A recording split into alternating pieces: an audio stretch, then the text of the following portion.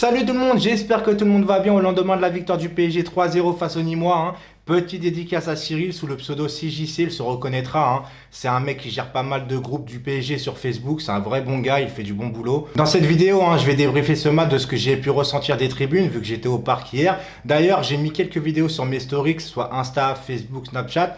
Pour ceux que ça intéresse de me suivre, peu importe le réseau social, c'est Safe Lucidity. Et je sais, le ressenti des tribunes n'est pas forcément la même quand on regarde le match à la télévision. On parlera aussi rapidement du divorce clair, net et précis entre Neymar et les Ultras. A tout de suite.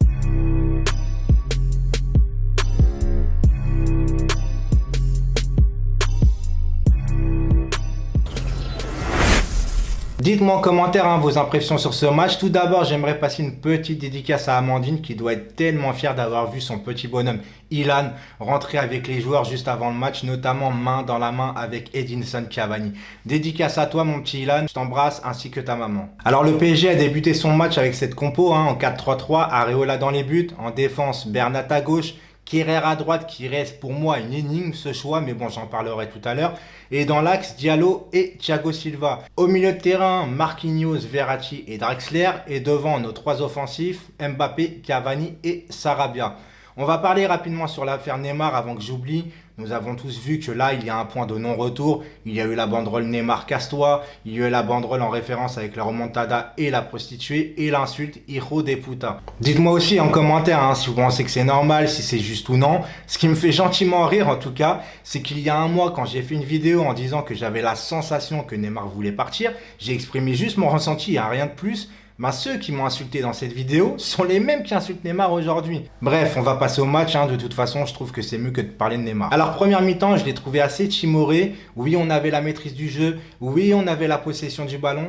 Mais manque de percussion et d'intensité avec le ballon. Je précise avec le ballon parce que sans le ballon, j'ai apprécié tout le match cette arme de vouloir récupérer ce ballon très rapidement. J'ai vraiment kiffé cette modalité d'être agressif dans le bon sens du terme. Le PSG débloque la situation et prend l'avantage sur une main sifflée dans la surface. Qui des tribunes honnêtement n'a rien compris parce que même les joueurs du PSG n'avaient rien réclamé. Maintenant, c'est la règle, plus d'interprétation apparemment. Je trouve que cette règle par contre protège un peu trop les arbitres et qui, à mon sens, nuit un peu au jeu, mais bon, ça c'est mon avis. Donc, ouverture du score sur penalty de Cavani, pas forcément super bien placé, mais tiré en puissance pour donner aucune chance au gardien. Cavani qui loupera d'ailleurs une grosse occasion sur un centre de Mbappé en première période. Première mi-temps assez ennuyeuse, j'ai trouvé. Je vais pas commencer à tacler Tourelle parce que c'est le début, mais c'est trop souvent qu'on ne réalise qu'une mi-temps sur deux. Il a vraiment du mal à trouver les solutions face à des blocs bas. Deuxième période, on a vraiment été meilleur avec des meilleures intentions. C'est dû aussi sûrement aux crocodiles de Nîmes qui ont sorti un peu la tête de l'eau. Elle était un peu facile celle-là. Qui a donné un peu plus de liberté aux joueurs du PSG avec plus de fluidité dans le jeu. Après, c'est pas dingue non plus, on est bien d'accord. Deuxième but marqué par Mbappé sur une superbe remise en retrait de Bernat qui avait été lancé par un ballon piqué de Marquinhos. Pratiquement le même but que face à Rennes, sauf que c'était Sarabia qui était le passeur décisif pour Mbappé. Et enfin, Di Maria pour le troisième but qui a fait une rentrée encore remarquable à la place de Sarabia. Di Maria, je vous assure que s'il continue sur sa lancée de la saison dernière à faire une saison complète, il va faire très très mal. Donc le PSG qui gagne le match 3-0, on va parler un peu de certains joueurs. Areola, écoutez, on ne peut rien dire dessus, il a dû effectuer tout de même 2 sorties autoritaires qu'il a très bien fait. J'aimerais parler aussi défensivement un peu de Thiago Silva. Parce qu'on a beau dire mentalement que ça va pas, qu'il n'a pas la carrure d'un capitaine, mais en attendant, quand il est là, on sent une ligne défensive organisée, jamais pris de court. Donc pour moi, il reste titulaire indiscutable. Diallo, je ne l'ai pas trouvé très rassurant pour le moment, mais là je dis juste que j'ai ressenti un très bon match de Bernat, que ça soit derrière ou devant. Kehrer, comme je vous dis, même si je suis pas fan de Meunier, je comprends pas pourquoi il a les faveurs de Tourelle. Je trouve que même Dagba mériterait sa chance aussi, vu qu'il a toujours été régulier et c'est rare au Paris Saint-Germain. Le milieu de terrain a très bien fonctionné, même si je trouve que Draxler vraiment n'est pas du tout à sa place. Et devant, j'ai été un peu déçu, hormis Mbappé. On va passer au top flop. Alors en flop, c'est difficile quand même d'en trouver quand on gagne 3-0. Vous allez me trouver dur, mais je mets Cavani parce que c'est vrai, il se donne toujours autant sur un terrain, mais devant, il n'a pas été efficace et il a raté pas mal de choses. Donc j'attends beaucoup plus de Cavani devant. Deuxième flop, je mets ex-aequo Kehrer et Tourelle. Je m'explique, Kehrer parce que souvent en retard, ou Draxler d'ailleurs a dû pallier son retard, mais surtout parce que pour un latéral, il déborde jamais. D'où Tourelle, car Kehrer n'est pas un latéral. Tu as 2 mecs qui sont de vrais latéraux et tu mets titulaire un mec qui ne l'est pas. Donc je comprends pas. Alors le premier touch, je mets ex-aequo, décidément.